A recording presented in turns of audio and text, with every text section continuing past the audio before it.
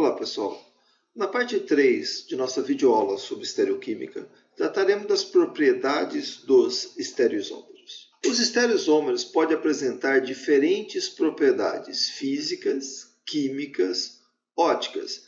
Embora a propriedade óptica seja um tipo de propriedade física, devido à sua importância dentro da estereoquímica, ela terá um destaque especial. Também falaremos das propriedades biológicas dos estereoisômeros. O entendimento das propriedades de enantiômeros e de astereoisômeros é de suma importância dentro da estereoquímica. Vejamos inicialmente as propriedades físicas dos estereoisômeros. Como exemplos, observaremos os 3 estereoisômeros do ácido tartárico.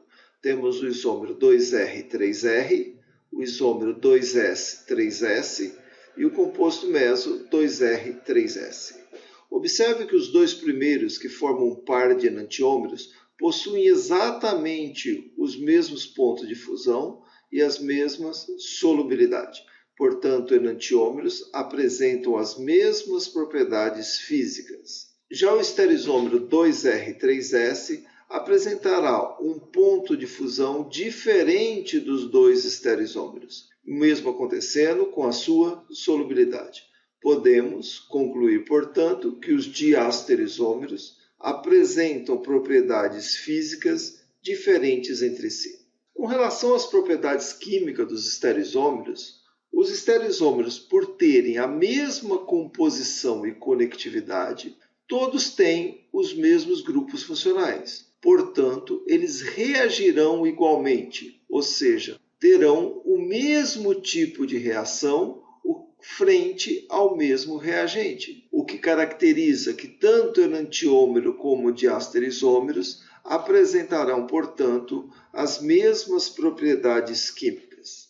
Todavia, os enantiômeros poderão reagir de formas distintas em termos cinéticos, em reações que utilizem ambientes quirais. Em tais moléculas quirais na natureza, ou seja, ambientes quirais, como aminoácidos, enzimas, proteínas e o próprio DNA, uma de suas formas espelhadas é mais usada e abundante que a outra. Isso vai ocorrer porque a estrutura espacial de cada enantiômero vai determinar a forma como reage com os receptores, sendo alguns se encaixam perfeitamente e outros não. Portanto, podemos considerar que os enantiômeros podem apresentar propriedades químicas diferentes. No tocante a termos cinéticos, eles sofrem os mesmos tipos de reação, todavia, essa reação poderá ter velocidades diferentes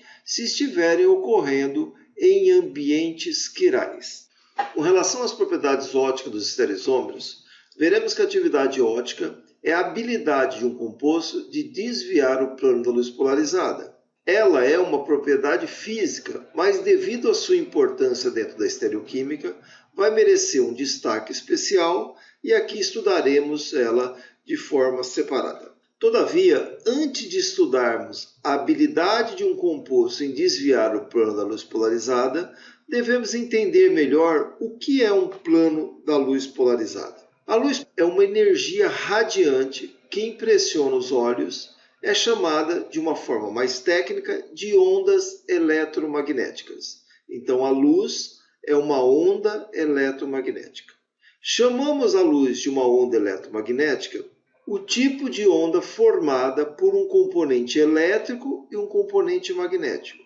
Então, vejamos nessa figura, nós temos aqui que a luz é composta de um componente elétrico, destacado em vermelho, e um componente magnético, destacado em azul. Se propagam na mesma direção, porém perpendicularmente uma em relação à outra. A luz normal, ao passar através de um polarizador, como uma lente polarizada ou um prisma Nicol, se torna uma luz polarizada. Observe que apenas uma das direções possíveis passará pelo polarizador, as demais ficarão retidas. Então teremos aqui uma luz polarizada, que vai oscilar em apenas um plano através do caminho de propagação. Em 1815, o físico Biot descobriu que algumas substâncias naturais eram capazes de girar o plano da luz polarizada, sendo que algumas giravam o plano de polarização no sentido horário, outras no sentido anti-horário e outras não giravam o plano da luz polarizada. Então nós temos uma fonte de luz que gera uma luz que não é polarizada. Ao passar pelo polarizador, temos uma luz polarizada representada aqui por esse vetor.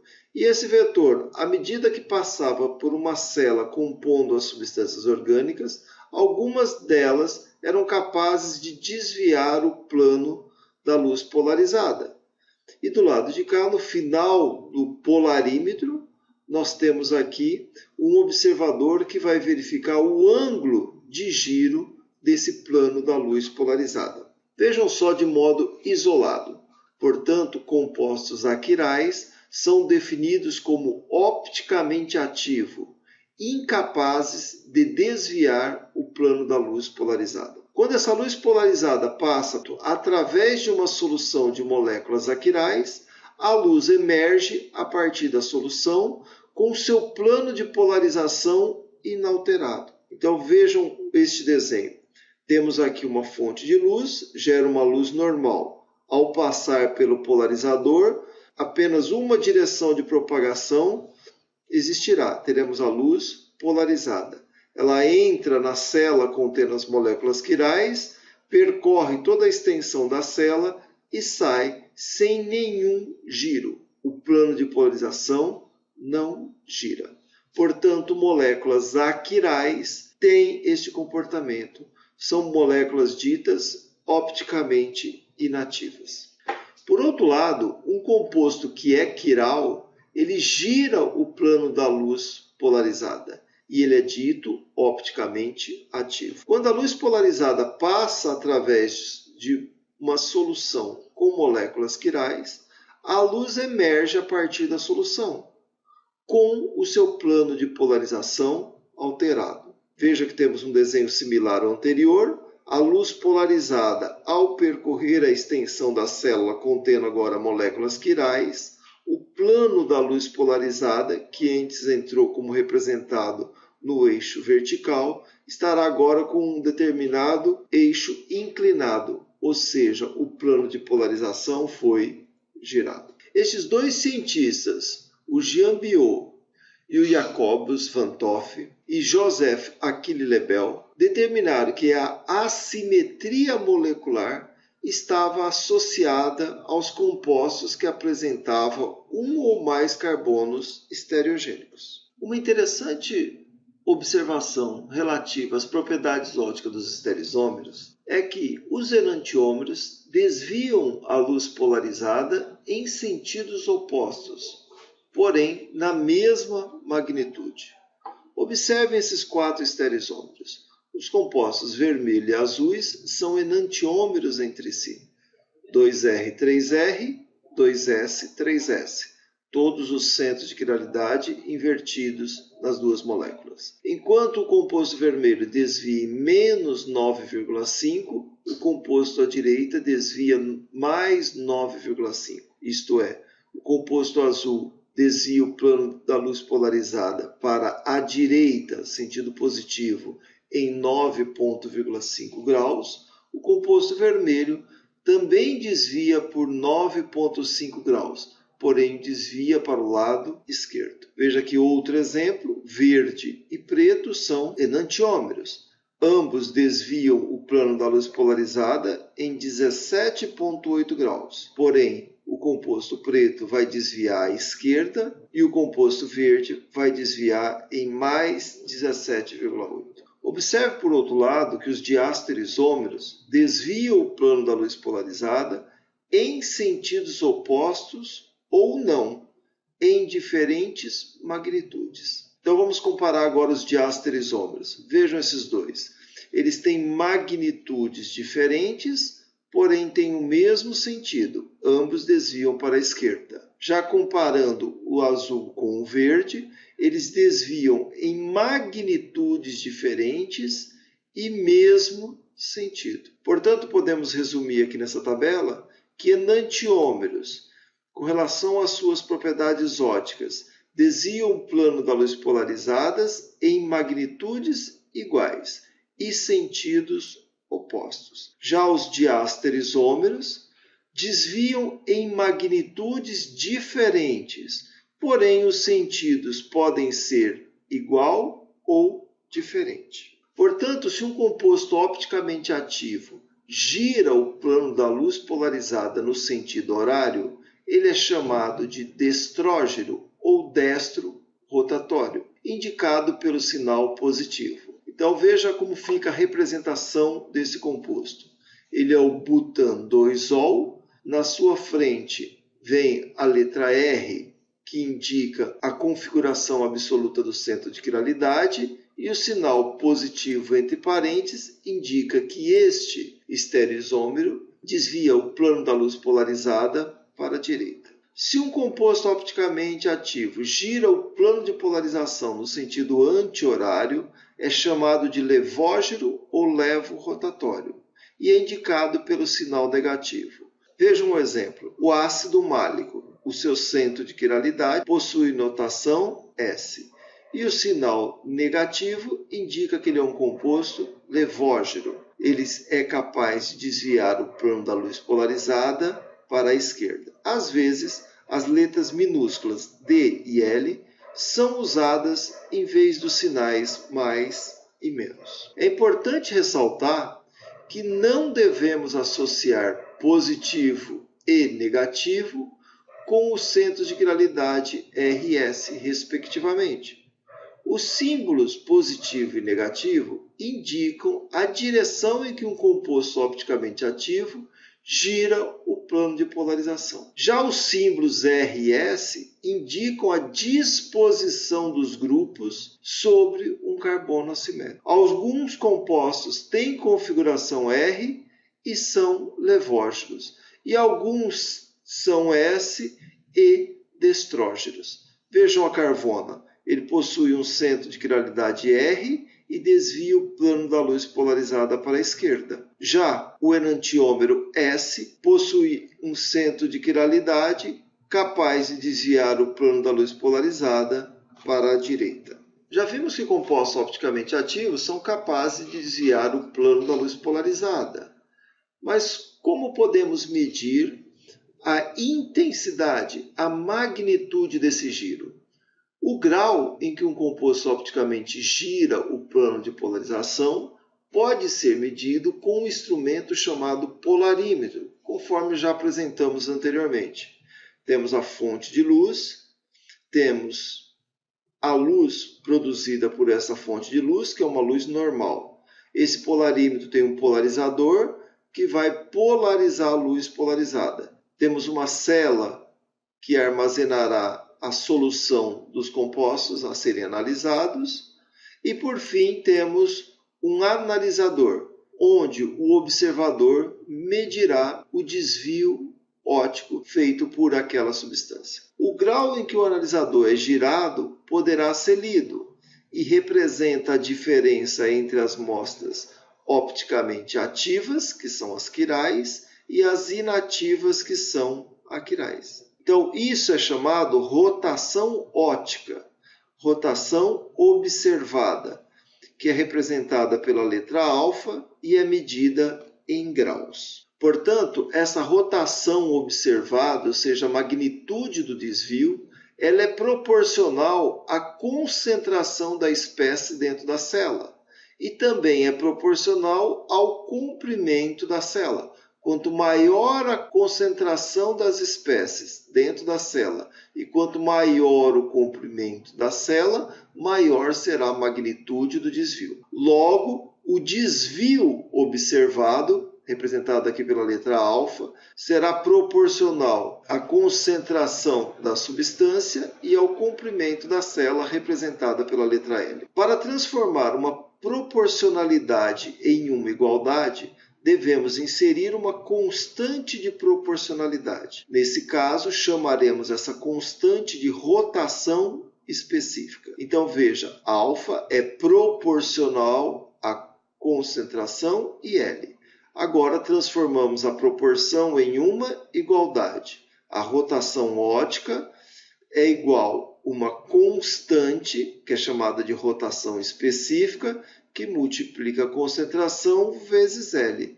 Reorganizando essa equação, temos que a rotação específica, definida por esse αd, é igual à rotação ótica dividido pelo produto do comprimento da célula vezes a concentração das espécies. É importante frisar que, na medida da rotação específica de uma substância, a concentração deve ser expressa em gramas por ml, enquanto o comprimento da célula deve ser expresso em decímetros. 1 decímetro, só para lembrar, é igual a 10 centímetros. Vamos fazer um exercício utilizando essa fórmula.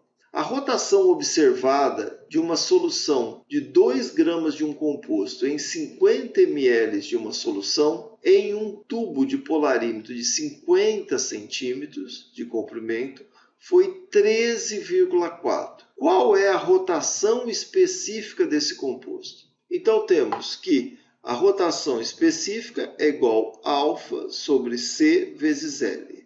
Alfa, rotação observada, mais 13,4. A concentração, 2 gramas dividido por 50 é igual a 0,04.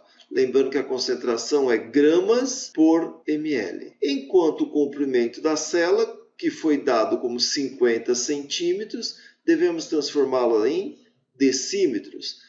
Portanto, 50 centímetros é igual a 5 decímetros. Ao resolver essa equação matemática, temos que a rotação específica do composto analisado é igual a 67 graus vezes ml vezes gramas elevado a menos 1 vezes decímetro elevado a menos 1. Dando continuidade para a gente entender a importância dessa rotação ótica, vamos observar que quando sintetizamos um composto quiral, com apenas um centro estereogênico, por exemplo, nós podemos obtê-lo como sendo um único enantiômero. Eu vou sintetizar um composto, e esse composto tem um centro de quiralidade.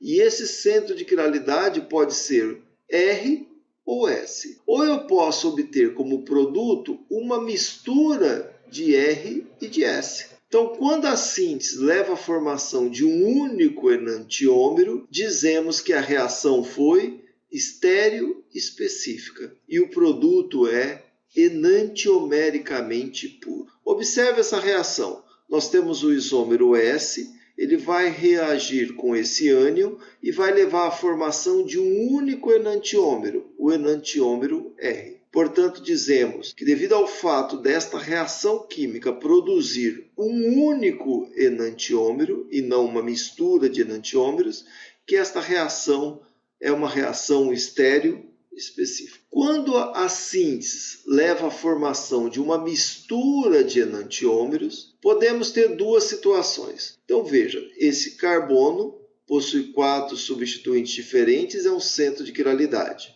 Ele, ao reagir com este ânion, levou à obtenção de 2 compostos que são enantiômeros entre si. Então eu posso ter duas situações.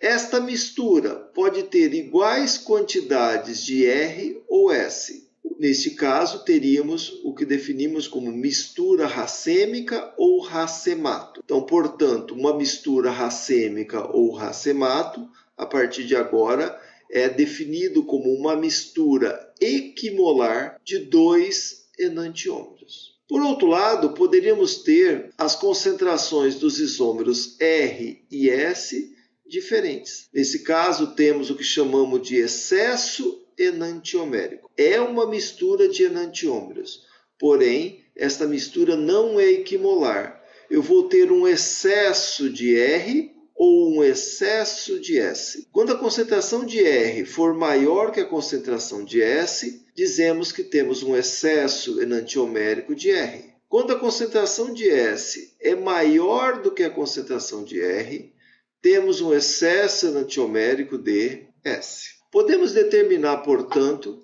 se uma amostra é constituída de um único enantiômero ou uma mistura de enantiômeros através da medida de sua rotação específica. E para nossa ilustração, para nossa aula, utilizaremos como exemplo o 2-metilbutan-1-ol. Temos o isômero R e temos o isômero S. Sabemos que a rotação específica do isômero R é mais 5,75. Como já vimos em slides anteriores, o enantiômero sempre terá como desvio óptico a mesma magnitude, porém sentidos opostos. Portanto, se o R desvia em mais 5,75 graus, o S terá rotação específica de menos 5,75 graus. Vejamos aqui esse esquema para ratificarmos os nossos conhecimentos. Inicialmente temos porcentagem de R, porcentagem de S. Primeiro caso, eu tenho uma mistura entre aspas, onde eu tenho 100% de R e 0% de S. Então nós temos aqui uma substância enantiomericamente pura, porque eu tenho 100% de um único enantiômero. Nesse caso, se eu só tiver o enantiômero R, eu sei que sua rotação específica será igual a 5,75. No outro extremo, se eu tiver uma situação onde eu tenho 100% do enantiômero S, eu também tenho uma substância enantiomericamente pura. Pelo fato de eu ter apenas o enantiômero S, a rotação específica desse composto será menos 5,75. Em uma situação intermediária, onde eu tenho 50% do enantiômero R e 50% do enantiômero S, é a situação que definimos como um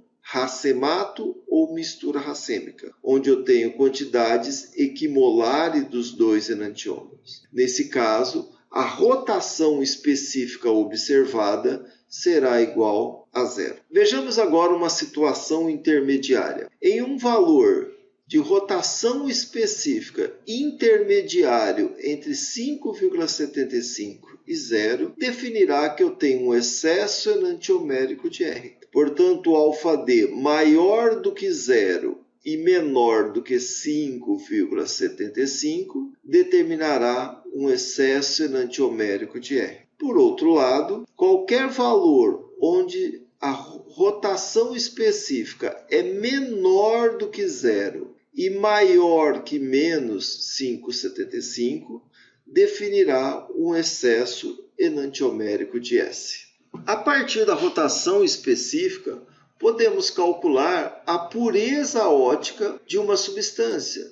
Pureza óptica é sinônimo de excesso enantiomérico, ou seja, eu posso definir exatamente quanto eu terei de cada um dos enantiômeros e uma eventual mistura. A pureza óptica ou excesso enantiomérico é definida pela razão entre a rotação observada e a rotação específica do enantiômero puro. Como exemplo, vejamos, se uma amostra do 2-metilbutan-ol tem rotação específica de 2,3, sua pureza óptica é de 40%. Como que eu defino isso?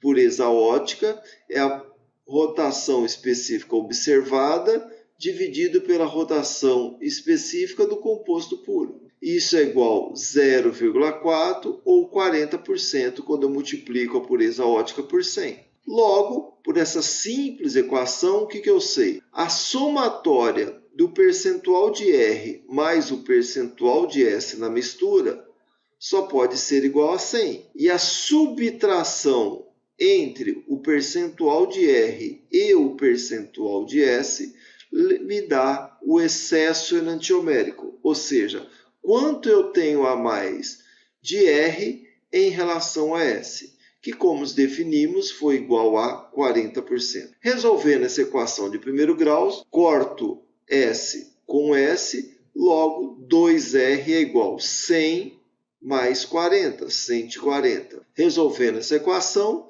defino que a porcentagem de R é igual a 70%. Então, por extensão, a porcentagem de S será igual a 30%.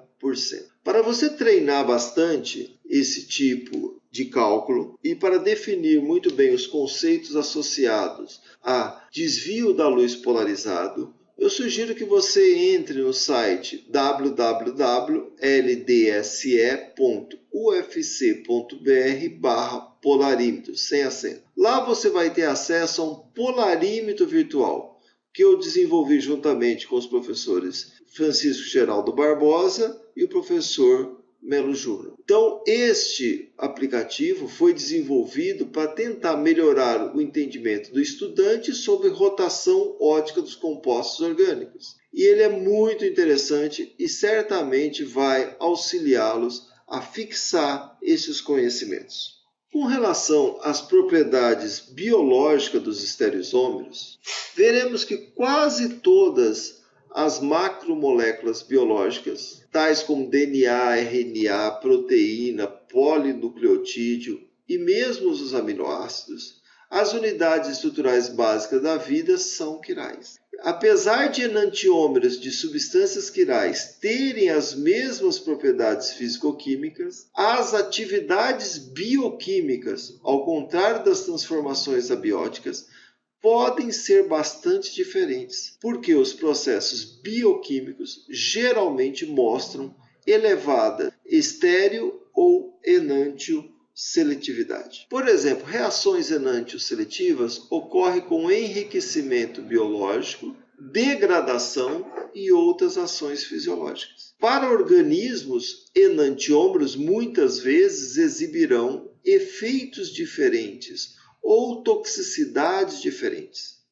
Um enantiômero ativo, eutômero, de um composto quiral pode ter o efeito desejado sobre uma espécie alvo, enquanto que o outro enantiômero pode não ter. É aconselhável, portanto, utilizar apenas os enantiômeros biologicamente ativos, aqueles definidos como eutômeros, reduzindo a quantidade total de poluentes químicos liberados para o ambiente ou para o organismo. Em 1894, Emil Fischer propôs um modelo chave-fechadura para essa interação entre um fármaco e o receptor, onde o fármaco agiria como uma chave e o receptor, que seria a proteína, atuaria como uma fechadura. Então, devido ao fato do receptor ser uma molécula quiral, ele vai poder ligar única e exclusivamente a um dado substrato. Então, se o substrato for correto,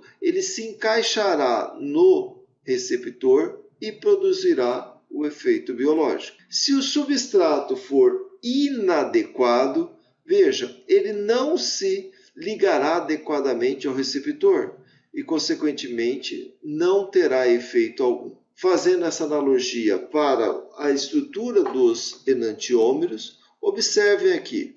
Este é um centro de quiralidade, possui 4 substituintes diferentes. E aqui temos um receptor que permite, vejam, a ligação correta entre as formas círculo, triângulo e quadrado com o receptor. Já o enantiômero de R, ou seja, o enantiômero S, tem uma troca de substituintes. Vejam que o verde trocou de lugar com o amarelo. Nesse caso, agora o enantiômero não tem mais a ligação com o sítio de receptor. Portanto, terá um efeito diferente ou até mesmo nenhum efeito. Outros exemplos. A mais-efedrina é menos ativa do que a menos-efedrina. E esta diferença na atividade está devido à não interação deste hidrogênio com o centro X no receptor. Enquanto aqui, quando há uma inversão da quiralidade desse centro, a hidroxila vai ocupar uma posição que vai permitir uma interação mais efetiva. Esta interação, por ser mais efetiva, resultará na menos-efedrina com uma maior atividade. Com relação à carvona, ele é um exemplo onde a simples inversão do centro de quiralidade aqui indicados fará com que a R carvona tenha o odor de hortelã, enquanto que o enantiômero S terá um odor de cominho. Então, os receptores nasais interagem de formas diferentes com esses dois enantiômeros, resultando em duas respostas bioquímicas diferentes, ou seja, o odor será diferente para cada enantiômero. Nesse caso, temos uma molécula com dois centros de quiralidade. Enquanto o aspartame SS é doce, o seu diasterizômero SR ele é amargo. Mais um exemplo onde apenas o isômero SS apresenta o efeito desejado, ou seja, o sabor doce. Nesse caso, muito relatado nos livros de química orgânica, é o caso da talidomida. A talidomida possui um centro de quiralidade e ela foi administrada nos anos 60 como um racemato, ou seja, como uma mistura equimolar dos enantiômeros, e esta droga era utilizada no tratamento do enjoo matutino de grávida nos Estados Unidos. O que não se sabia na época é que os dois enantiômeros possuíam atividades muito distintas. Enquanto o R da talidomida possuía ação sedativa, portanto ele era o eutômero, o distômero, que era o enantiômero S, produzia um efeito mutagênico. Ele impedia a angiogênese, ele interferia na angiogênese, ou seja, no desenvolvimento dos vasos sanguíneos. Como consequência, os braços e as pernas dos fetos sofriam deformações e as crianças nasciam com esses membros reduzidos. Isso mostra a gravidade sobre um determinado ser vivo devido à simples alteração do centro de quiralidade de um composto. A administração da droga como uma mistura racêmica pode levar a duas situações diferentes dependendo da ação do distômero, o qual pode não apresentar nenhum efeito colateral, pode exibir um efeito colateral indesejável, ou pode exibir um efeito terapêutico independente, mas não prejudicial. Veja alguns exemplos. Nós temos aqui três espécies, o propanolol, o timolol e o metaprolol. Para esses três compostos, os enantiômeros R são inativos e não apresentam nenhum efeito colateral. Então, se você tomar o isômero R de cada um deles, eles serão inativos e não vão ter efeitos colaterais, além, evidentemente, do efeito sobre o fígado, que deverá processar essa substância. Alguns exemplos de droga onde o distômero exibe um efeito colateral indesejável. A penicilamina, o isômero R, é utilizado no tratamento anti-artrite, enquanto o isômero S é mutagênico. O isômero RR do etambutol é uma substância utilizada no tratamento da tuberculose, enquanto o seu enantiômero SS pode causar cegueira. Ambos os isômeros podem apresentar valores terapêuticos independentes. O Darvon, cujos centros de quiralidade são R e S, é analgésico, enquanto o seu enantiômero ele é antitussígeno.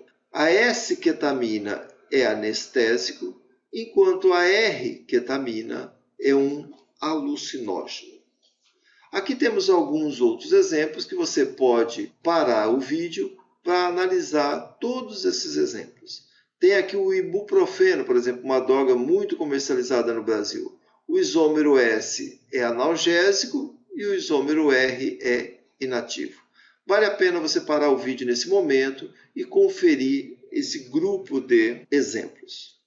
Observe que a relevância do tema quiralidade e atividade biológica é confirmada na análise da evolução de licenciamento de enantiômeros. Então, após o advento da talidomida, onde se percebeu a gravidade que um enantiômero pode causar sobre o organismo, muitas pesquisas foram desenvolvidas a fim de analisar isoladamente o efeito dos enantiômeros. Como consequência, houve um crescimento na produção de enantiômeros simples. Então, se você observar aqui as barras em verdes, houve um crescimento de 1989 até o ano 2000, quando esse artigo foi publicado.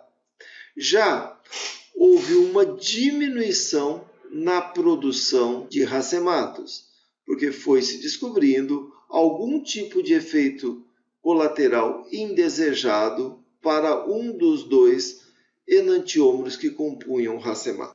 Os percentuais dos tipos de fármacos comercializados no mundo em 2004 eram de 48 bilhões de dólares, sendo que desses 48 bilhões de dólares, 64,6% se tratava de enantiômero puro, 25,4% eram racemato e apenas 10% dos fármacos comercializados eram aquirais.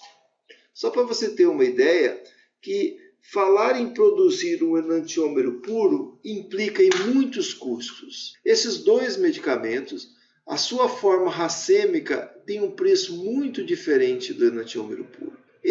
O clorazepate, a forma racêmica é vendida por 11 dólares, enquanto o enantiômero puro é vendido por 377 dólares. O lorazepam, a forma racêmica é vendida por 7 dólares e 30 cents, enquanto o enantiômero puro é vendido a mais de 190 dólares. Veja que há uma diferença de 3.400% no primeiro caso entre o enantiômero puro e a forma racêmica. E há uma variação de mais de 2.600% para o lorazepam, onde o enantiômero puro é muito mais caro do que a forma racêmica. Isso é para vocês terem uma ideia da importância e da dificuldade da obtenção de enantiômeros puros. Esta dificuldade de separação de enantiômeros vai ser assunto do nosso próximo vídeo, que tratará especificamente de resolução quiral. Mas vocês já podem ter uma ideia. Uma vez que os enantiômeros possuem as mesmas propriedades físicas e a grande maioria dos processos de separação envolvem diferenças em propriedades físicas, temos aqui que não é fácil separar dois enantiômeros. Fato esse que eleva significativamente o preço dos enantiômeros puros em relação à simples comercialização da forma racêmica daquele fármaco. Então, dessa forma, terminamos a nossa terceira videoaula sobre estereoquímica e nos vemos em uma próxima aula. Até lá, pessoal!